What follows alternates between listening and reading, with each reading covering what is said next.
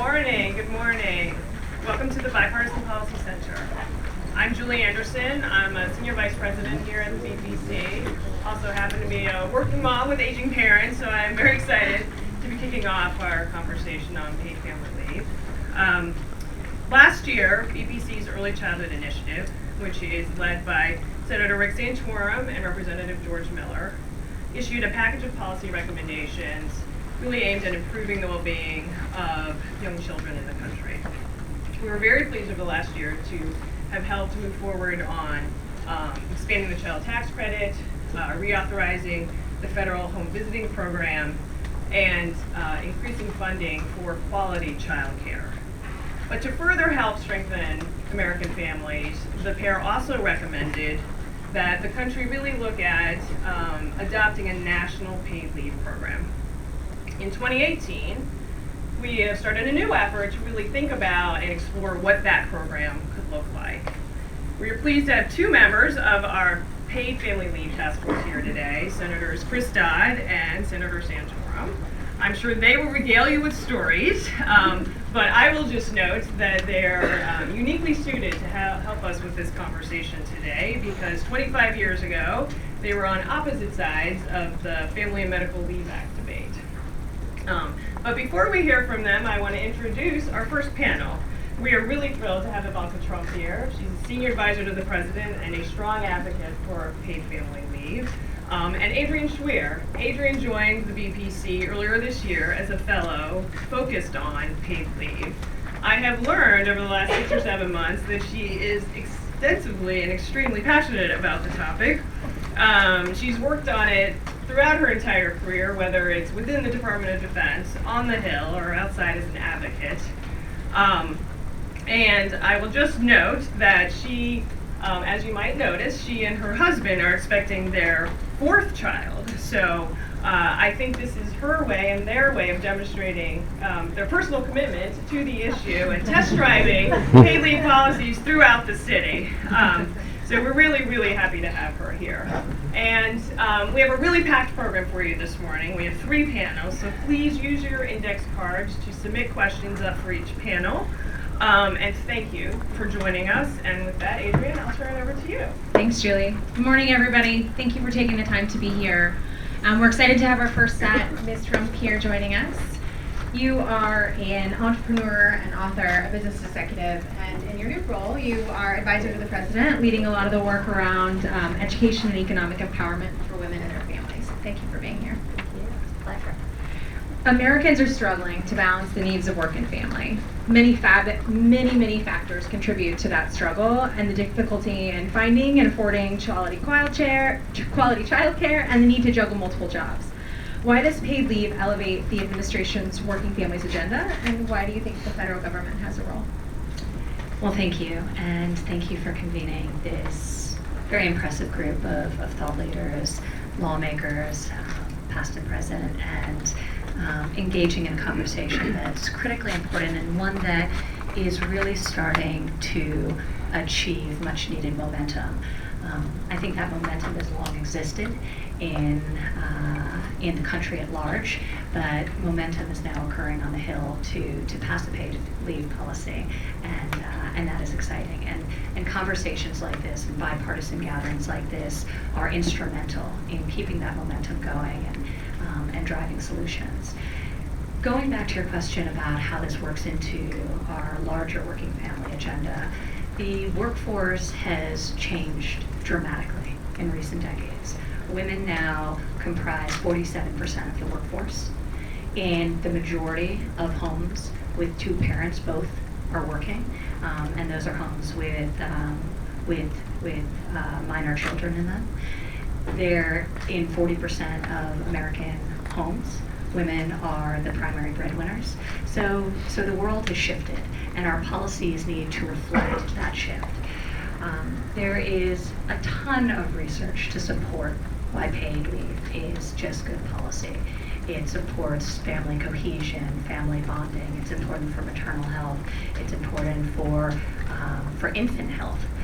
Sadly, amongst the developed world, we have the highest rate of SIDS of any country, which is really devastating when you think about it, and truly preventable, and why policies such as paid leave and paid parental leave are critical from a health perspective. But also when you think about our future and our future tax revenue base, we have some of the lowest fertility rates in recorded history in this country. And we don't want to go the way of many other developed countries around the world where there aren't enough children to support the social programs that exist. So when we think about working families and we think about how the family structure has evolved, when we think about how the workplace has evolved, when we think about their real need for relief, I'm very proud of a lot of the things we've been able to accomplish this year. A couple of them were done through tax reform. Of course, doubling the standard deduction was very valuable, whether you're a single parent or as a family. The child tax credit is incredibly important, but in addition to the child tax credit, maintaining important credits such as the adoption credit, the earned income tax credit, the child and dependent care tax credit, these important credits that support hardworking American families.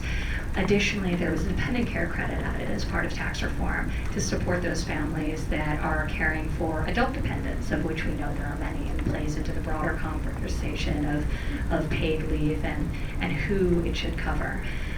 So I think a lot of great accomplishments, including one on parental leave, were enacted as part of tax reform. So Senator Fisher introduced the first ever national credit for employers to incentivize those, especially for their middle to lower income workers, to offer paid family leave at their organization. So while we think that is not expansive enough and will not cover everyone, it's certainly a good start to incentivizing behavior from the private sector, and that's something that's been tremendously valuable. I think when you think about the broader context as well of the working family agenda, I'm really proud of the fact that in the omnibus, and there were many areas we agreed and were bipartisan, and many areas of disagreement as part of that proposal. But one of the things we pushed really hard was the largest ever expansion of the child care and development block grants that actually go to the states. So it went from $3.8 billion to $5.2 billion, and that will be enormously beneficial to working parents to offset the enormously high cost of childcare. So in roughly 50% of this country, geographically speaking, childcare is now the single largest family expense, even exceeding the cost of housing. So this is unsustainable. It's not good for our children, who oftentimes are forced into less than ideal, less than stimulating circumstances because their parents can't afford better alternatives. It's not good for working families who are dropping out of the workforce because they're unable to adequately provide for their children. So I think thinking about this holistically, thinking about the importance of paid family leave as one component of a broader working family agenda, and supporting the reality of what the modern family looks like by thinking through the cost of childcare and providing working parents the relief they need in the form of credits, whether it's EITC, the doubled child tax credit, or so many others that we've been working so hard on. So I'm excited that we're advancing this conversation, as in many cases it's long overdue. And again, I thank you for having me here to discuss some of these things today. Thanks. One thing you talked about was opportunity to actually move things on the agenda, and we are living in unprecedented times of political divide. What makes you think that now is the time, or that that the Hill and the administration have an opportunity to forge bipartisan consensus and really consider paid family leave? Because I'm an optimist. That's the only way you get things done. So the last 17 months, I've spent a lot of time engaging people in dialogue around the merit of paid family leave and why this is good, smart policy that incentivizes the right behavior. We want people to maintain their attachment to the workforce, and we want people to be part of well-bonded families. We want to protect our most vulnerable, our children, our adult dependents. So there are so many arguments for the merit of this policy. And I really spent a lot of time in one-on-one conversations articulating those. And I'm excited because I feel that there is momentum where we're moving beyond the merit to the how.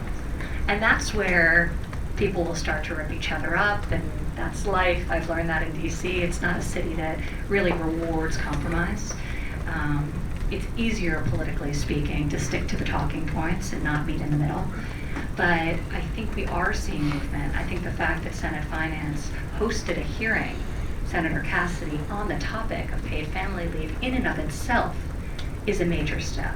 The fact that for the first time in history, the president, a Republican president, put paid family leave and allocation into his budget, in both budgets, the first and this most recent one. And the fact that it was mentioned in both the joint address to Congress and this year's State of the Union indicates that this is a priority for the administration. And I think we see lawmakers on both sides of the aisle responding. So is it going to be hard? Absolutely. If it was easy, it would have been done 25 years ago when FMLA was passed. So it is going to be hard. And I am realistic about the time frame. And I'm realistic about the difficulty. But one of the things that I leave every conversation I have with lawmakers, regardless of whether they're Republicans or Democrats, is don't shut down the conversation as it's gaining momentum. Continue to talk about it. Reach out, because while there are many different policies proposed, we need a bipartisan solution if this is actually going to be signed into law. So I'm happy to sit here and talk about the merits of paid leave. And I think as a country we need to be doing that because that's going to advance the conversation. But for our lawmakers, this is an opportunity to move off the talking points and to engage meaningfully and to engage in discrete conversations where we can see if there's a way to find compromise and if there's a way to craft legislation that will garner the votes that will actually land it on the president's desk. And I think the time is long overdue for that to happen. But I do believe that we're in the middle of a process that is leading us in that direction. Thank you. And thank you everybody in the audience who submitted questions. We really appreciate it. We're going to take a couple here, and feel free when you're submitting questions to add your name and your organization. We'd love to acknowledge you and find out where you are. This one does not have a name, but I'm going to read it anyway because that's great. What feedback are you getting from Republican members of Congress on this idea of paid family leave? It's evolving, and it depends who you speak to, just like with Democrats. You know, there's various levels of enthusiasm depending where on the spectrum you are, how comprehensive it is, and what the pay for is. And I think that's where we're getting into more substantive dialogue. If we can get to a place where we agree that it's time for paid leave, and it's time for the country to pass a national policy, which is what the president's called for, then we can get into a discussion, okay, what's the best way to pay for this? How comprehensive should it be? And that's where both sides will need to meet in the middle and figure out what's viable and also what's sustainable. So I think that education on this topic across the spectrum is positive. I think it makes people a lot more enthusiastic. Actually, today, the focus of this morning's cabinet meeting, which I'm leaving here to head over to, will be workforce development and vocational education, skills training. With such a robust economy, we are particularly focused on bringing people off the sidelines who have been outside of the workforce, who want that opportunity to work and participate in a meaningful way.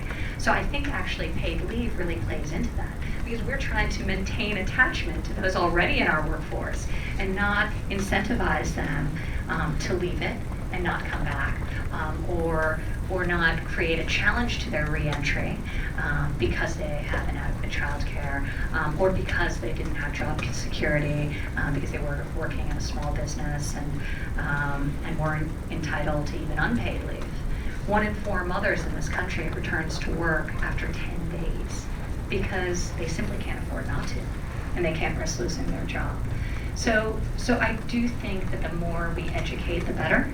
And the more we come together discreetly, quietly, and without judgment of various proposals, the better. And